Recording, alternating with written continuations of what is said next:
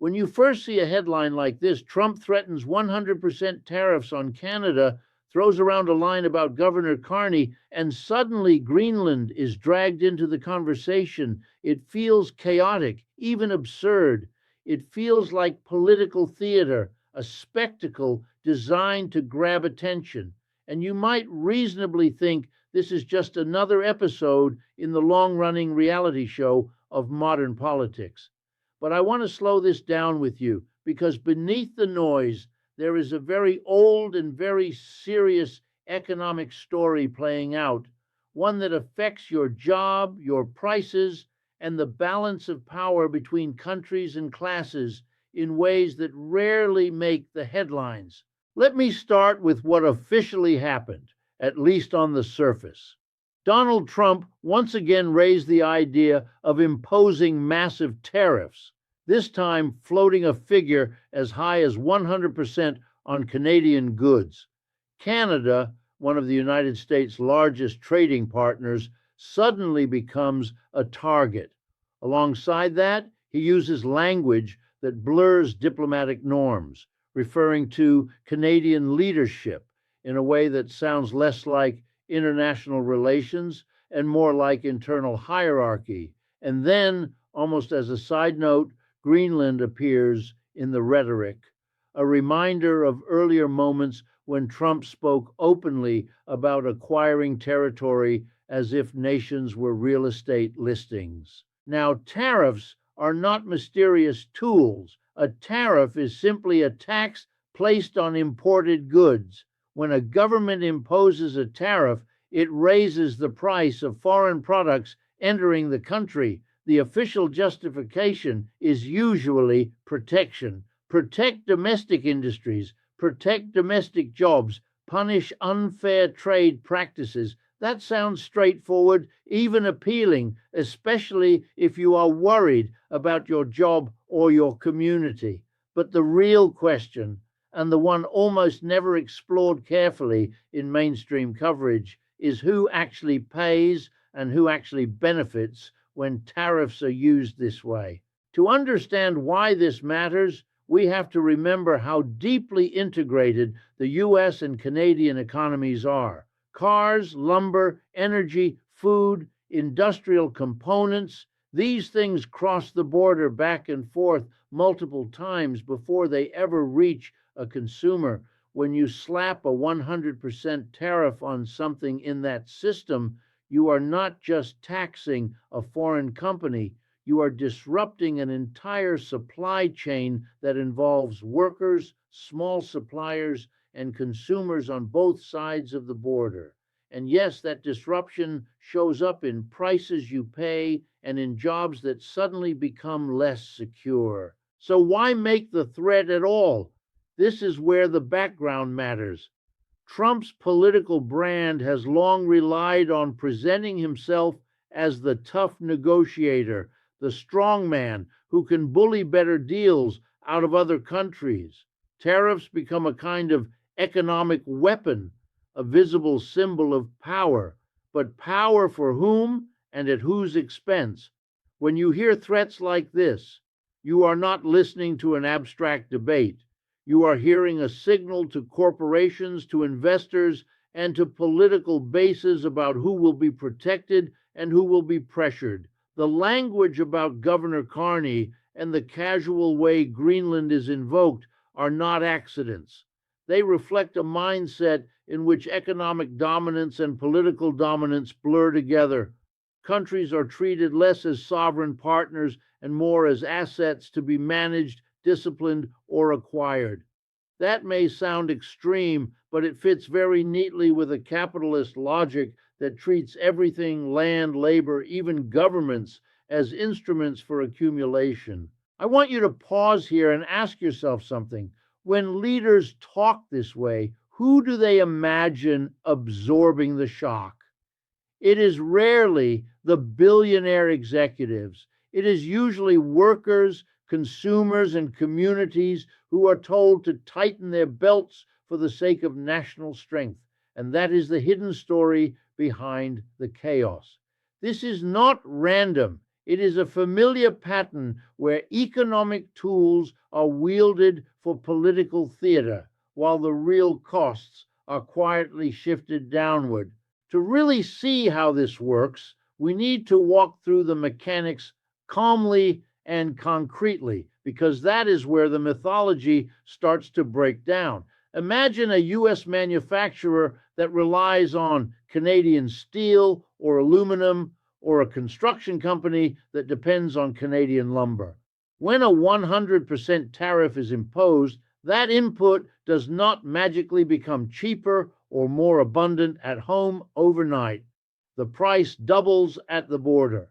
The company now faces a choice: absorb the cost and cut into profits, raise prices for consumers, or cut costs somewhere else, usually by squeezing wages, reducing hours, or laying people off.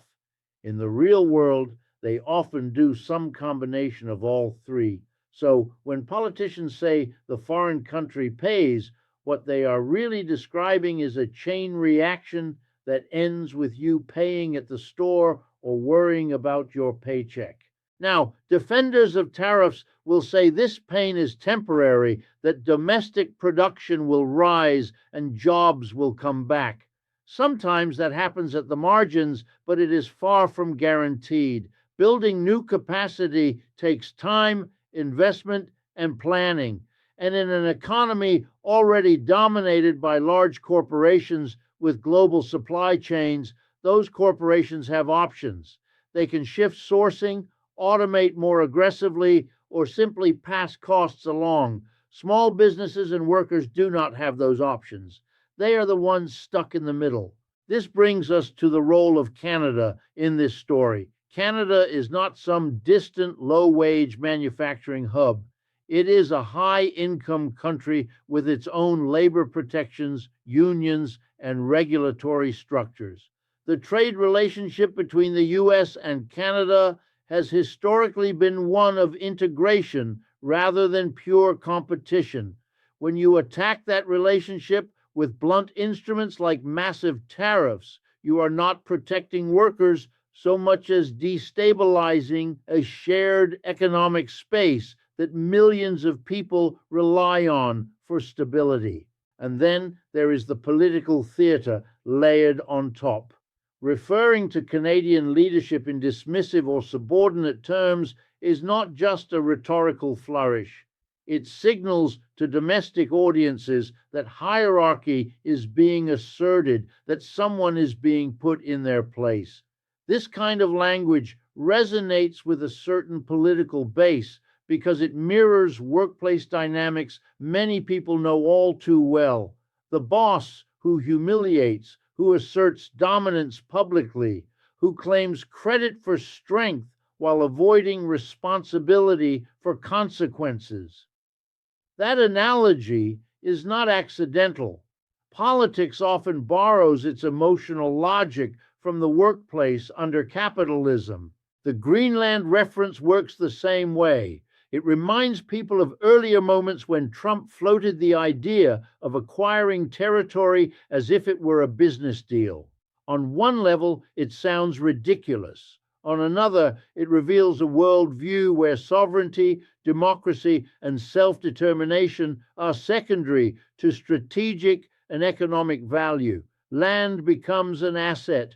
Populations become obstacles or afterthoughts. And again, this is not unique to one individual.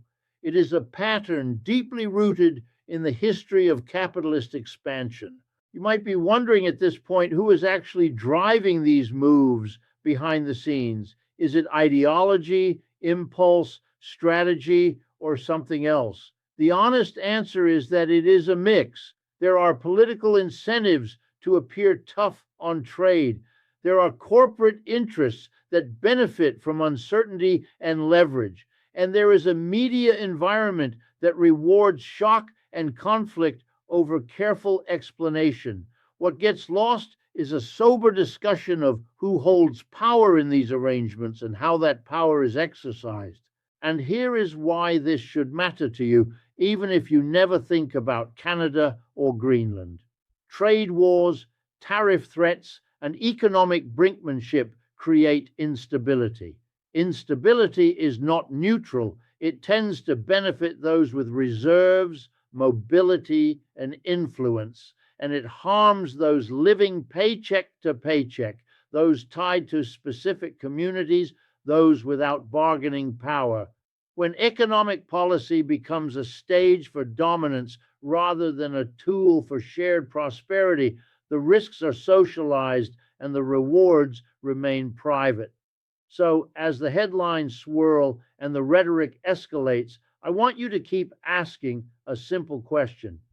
In this system, when leaders threaten economic punishment, who is really being punished and who is being protected? Because once you start looking at it that way, the chaos begins to look a lot more structured than it first appears. At this point, it helps to widen the lens and talk about responsibility, because economic outcomes do not just fall from the sky.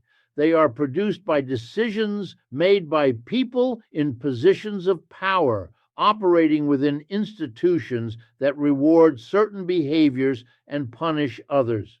When a political leader threatens extreme tariffs, that threat is filtered through advisors, donors, corporate lobbyists, and media strategists. It is not simply a personal impulse. It is a move inside a system that has learned how to convert disruption into advantage. Think about who has a seat at the table when trade policy is discussed. Large exporters, multinational manufacturers, financial firms, and industry groups are deeply embedded in that process. They have lawyers, economists, and lobbyists ready to model outcomes and protect their interests. Workers, by contrast, are usually represented only indirectly, if at all. They are invoked rhetorically as justification, but rarely empowered to shape the actual policy. That imbalance matters because it determines whose pain is considered acceptable collateral damage. When tariffs are announced or even threatened, markets react immediately. Currency values shift, stock prices move, contracts are renegotiated. For large firms, this volatility can be managed and even exploited. For example, companies with diversified supply chains can arbitrage between regions, sourcing from wherever political winds are calmer. Financial actors can bet on volatility itself. Meanwhile, a worker in an auto parts plant or a lumber mill does not have a hedging strategy. They have a job that may suddenly feel much less secure. Canada, in this context, is not just a foreign country. It is a mirror. It reflects back the reality that workers in different nations are often pitted against each other by the same corporate structures that profit from their labor. When tensions escalate, nationalist framing encourages people to blame foreign workers or governments rather than the system that organizes production and trade in the first place. That framing is powerful because it redirects frustration away from concentrated economic power and towards safer targets. The talk about Greenland adds another layer, one that speaks to long-term strategy rather than short-term trade balances. Greenland is rich in resources and strategically located in a changing Arctic environment. As climate change opens new shipping routes and access to minerals, interest in the region grows. Framing such interest in terms of ownership or acquisition reflects a broader tendency to treat global challenges as opportunities for control rather than moments for cooperation. Once again, the logic of competition overwhelms the logic of collective problem solving. You may notice a pattern emerging here. Whether we are talking about tariffs, diplomatic language, or territorial ambition, the underlying theme is power exercised without meaningful accountability.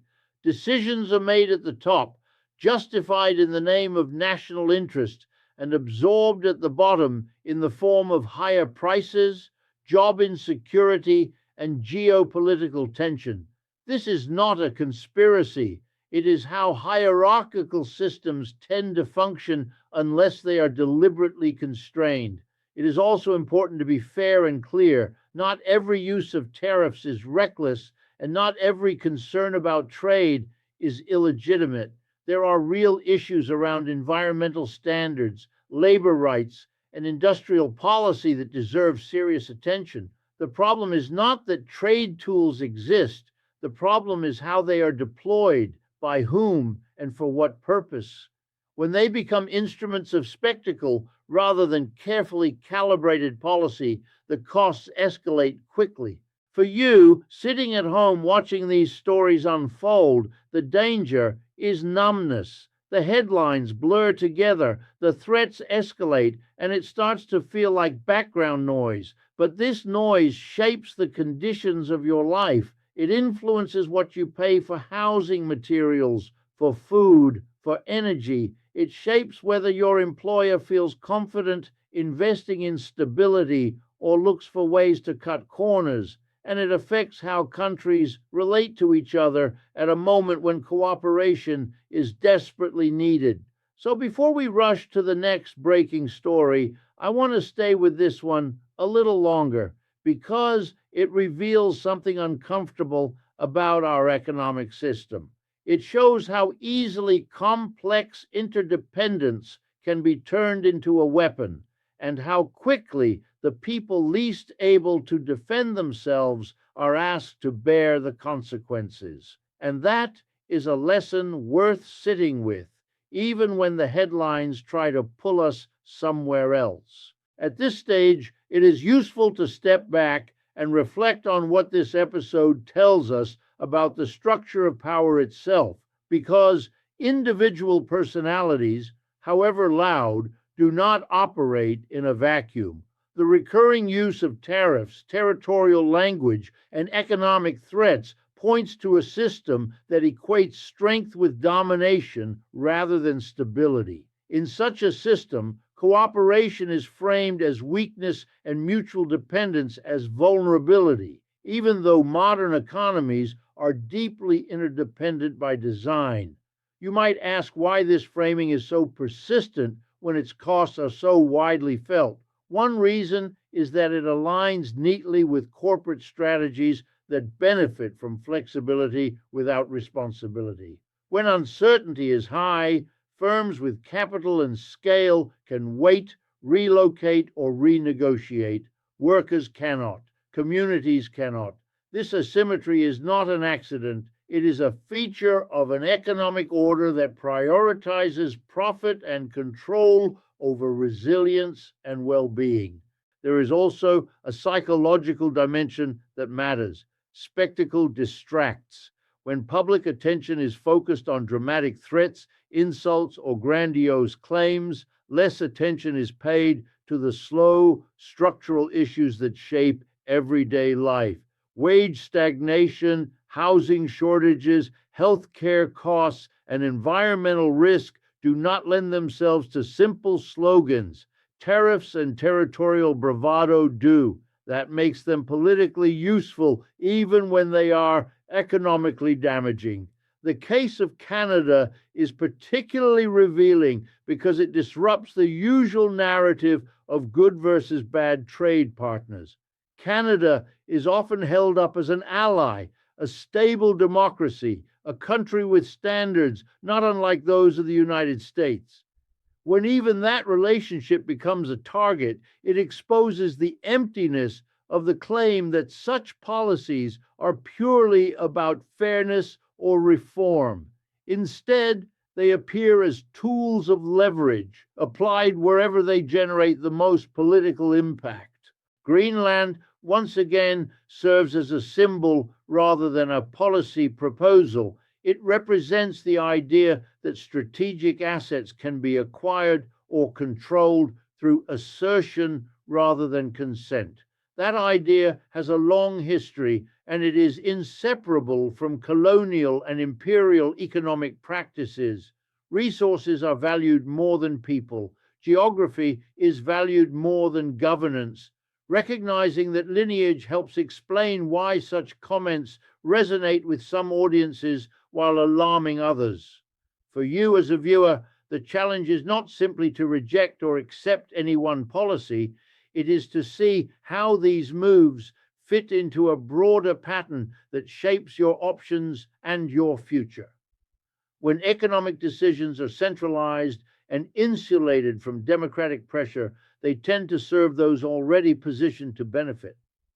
When they are justified through nationalism or spectacle, it becomes harder to build solidarity across borders and classes. This is where labor and social movements historically enter the picture. When workers organize across industries and even across countries, they can push back against being used as bargaining chips. That kind of solidarity is difficult, and it is often actively undermined, but it remains one of the few counterweights to concentrated economic power. Without it, trade policy becomes a conversation among elites, with everyone else listening from the outside. I'm not offering simple solutions here because there are none, but I am suggesting that clarity is a form of power. Understanding how and why these episodes happen makes it harder to be manipulated by them. It allows you to ask better questions, to demand more honest explanations, and to connect your personal experiences to larger systemic forces. As this story continues to unfold, and it will, pay attention to what is emphasized and what is ignored. Notice whose voices are amplified and whose are absent. And remember that behind every dramatic headline are millions of ordinary people navigating consequences they did not choose. Keeping them in view is not just an ethical choice, it is essential to understanding how our economic system actually works. Before I wrap this up, I want to bring it back to you and to the choices we face as a society, because stories like this are not just about one politician or one moment. They are about patterns that repeat until something interrupts them. When economic power is concentrated, when decision making is insulated, and when spectacle replaces substance, the same kinds of crises emerge again and again, each time framed as unique, each time treated as unavoidable. You are often told that these conflicts are the price of strength, that instability is the cost of standing up for national interests. But strength for whom and interests defined by whom are the questions that usually go unasked. If strength means higher prices, weaker job security, and strained international relationships, then it is worth questioning whether that strength serves you or someone else entirely. What this episode reveals most clearly is how fragile our economic arrangements really are. They depend on cooperation, trust, and shared rules, yet they are constantly subjected to forces that undermine all three. Capitalism thrives on interdependence, but it is governed by competition. That contradiction produces tension, and without democratic oversight and organized resistance, the tension is resolved in ways that favor those with the most leverage. I want you to think about how different this conversation would sound if workers, tenants, and communities had real power in shaping trade policy.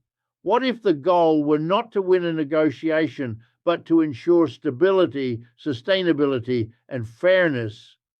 What if economic success were measured not by dominance, but by security and well-being? These are not utopian questions. They are practical ones rooted in the reality that most people want predictable lives more than dramatic gestures. As you continue to see headlines about tariffs, trade wars, and geopolitical maneuvering, I hope you carry this framework with you. Look past the drama. Ask who benefits, who bears the cost, and what alternatives are being excluded from the conversation. When you do that, the story changes. It becomes less about personalities and more about systems, less about chaos, and more about structure. If you find this kind of analysis useful, if it helps you make sense of what you are seeing and feeling in your own life, I invite you to stay engaged. Share your thoughts, challenge what I have said, and talk with others about how economics, class, and power shape our world. Thinking critically together is one of the few tools we have to push back against narratives that ask us to accept less while promising more. Because in the end, understanding is not passive. It is the first step toward accountability. And accountability is the beginning of any real change. And that brings me to where I want to leave you, not with a slogan or a tidy conclusion, but with a sense of responsibility that belongs to all of us. When you see leaders threaten sweeping tariffs, casually undermine allies, or talk about land and resources as if they were chips on a table, you are watching more than political theater. You are watching how power understands itself. You are watching what it assumes it can get away with, and whose lives it assumes are flexible enough to absorb the damage. None of this requires you to agree with every critique or reject every tool outright. It requires something more basic and more demanding. It requires that you refuse to be distracted by spectacle alone. It requires that you insist on asking how decisions translate into everyday consequences, how costs are distributed, and why certain voices are always louder than others in these debates. The deeper lesson here is that economic policy is never neutral. It always reflects priorities. When tariffs are wielded like weapons and diplomacy is reduced to dominance, the priority is not shared prosperity, it is control. And control, once normalized, tends to expand. It reshapes institutions, expectations, and even what we consider reasonable. Over time, people are asked to tolerate more instability, more risk, and more sacrifice, all in the name of strength defined somewhere else. You deserve better than that. You deserve an economy that values your time, your labor, and your future more than it values leverage and spectacle. You deserve policies designed to reduce anxiety, not manufacture it. And while no single election, leader, or reform will deliver that on its own, clarity about how the system operates is an essential starting point. So the next time a headline like this flashes across your screen, pause, take a breath, ask what is really being proposed, who stands to gain, and who is being asked to pay. Ask what kinds of conversations are missing and why they are missing. Those questions do not weaken democracy. They are democracy. If this conversation helped you see the story differently, stay with it. Comment, disagree, expand the discussion. These issues are too important to leave to sound bites and power plays. Thinking together, critically and calmly, is one of the few ways we reclaim agency in an economic system that too often treats people as afterthoughts. And that ultimately is why this analysis matters.